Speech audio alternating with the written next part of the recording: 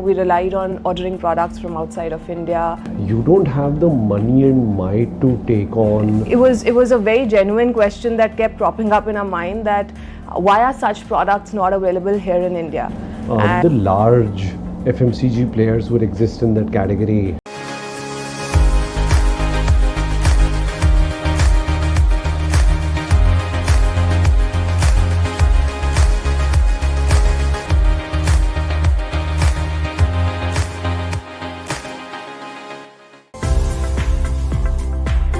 So Mamaearth started with our own personal journey of not being able to find certified safe toxin-free products here in India. I think what drove us to talk about a brand like this, or even get into the process of thinking that we wanted to launch something, was our own son. He was born with a skin condition where anything that we used to apply on his skin used to irritate him. And because of that, we relied on ordering products from outside of India, using those on him. And I mean, it was a very genuine question that kept propping up in our mind, that why are such products not available here in India?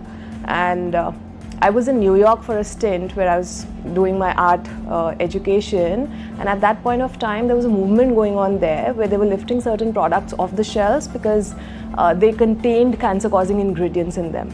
So I had a little bit of awareness around a few ingredients that must be avoided in the products. I had done a little bit of research there. I was avoiding those ingredients on myself. And when Agastya was born, I mean, it very naturally came to me that I started reading labels. Mamaearth was an answer to why are such products not available here in India. And we said, okay, if nobody else is doing anything about it, is it worth giving a try? The fact that you're starting with an evolved proposition, the fact that you don't have the money and might to take on the large FMCG players would exist in that category, and neither do you intend to. At that time, our intention was to reach out to parents who had similar concerns and provide them this solution. And we had very limited capital. We started from some money out of our provident fund to sort of fund this venture, and hence it wasn't like we were doling with cash and we could get into like hiring 500 people, which will be required to actually get like a national distributed presence, right? And hence D2C or e-commerce was the answer by design. And I don't think at any point of time, because it was already existing, at any point of time even the thought of going offline to start with came into our mind. As the organization, our goal is to take the highest share of wallet of this consumer in the beauty and personal care space. And while building Mamaearth, what we realized was we were not only building a great brand, but we were also building some great capabilities as a corporate. And those capabilities might be R&D, those capabilities might be marketing to millennials, those capabilities might be technology stacks, our D2C muscle, etc. And those capabilities can actually be used to build new mixes, and hence take the share of that proposition that the consumer is looking for. Because if we don't provide that proposition as a company, someone else will. And a Mamaearth, for example, as a brand, for that matter, any other brand also, has certain guidelines and guardrails under which they operate, right? So Mamaearth is a toxin-free, clean label play, a natural ingredients play. It cannot talk about dermatologically designed, active-based products, right? On the other hand, a derma company is all about, active-based products, right? And designed by dermatologists, right? It can't get into spaces like Upton or henna, etc., right? So they don't have right to win there, right? And hence, if you want to gain share of those proposition and need states, right, you need to have different mixes to do that, right? Which is where for us, House of Brand strategy was a natural extension. We have 5 brands till now. We have Mamaearth, which is all about toxin-free, made-safe certified products using natural ingredients. We have the Derma company, which is all about active-based skincare and hair care. We have Aqualogica, which is based on, like I said, hydration and water lock technology. So all the products in that range are gel based and light textures, and some, really wonderful. You have to experience it to know the textures that I'm talking about. We have Ayuga, which is into Ayurveda, and we have married the science of Ayurveda with the science of yoga through face rituals, and brought that whole science to life. That's the fourth brand. And we have Be Blunt, which we recently acquired, which is all about professional hair care.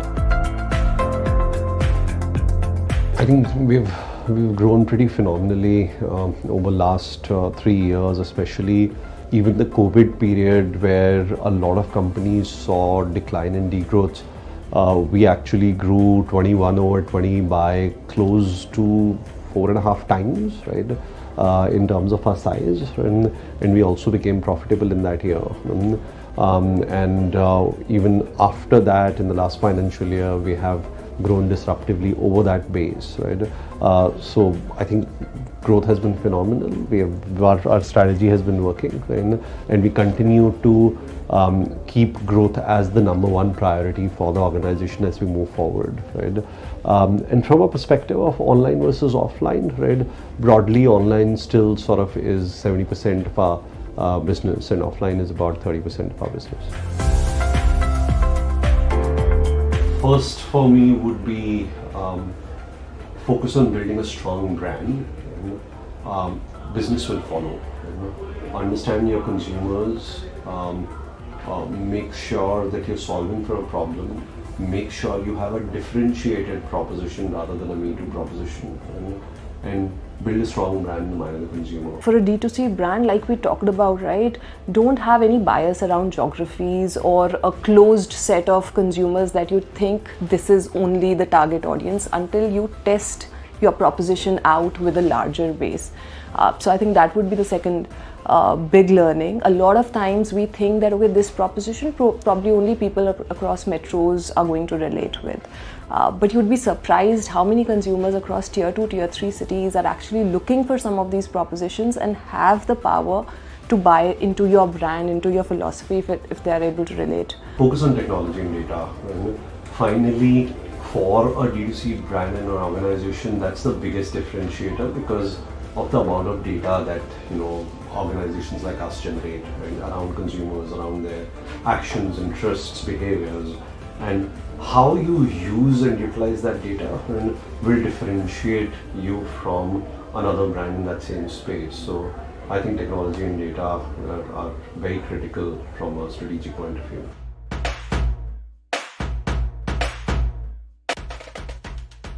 It's color care. I admire boat. I would be an artist. Hard thing about hard things.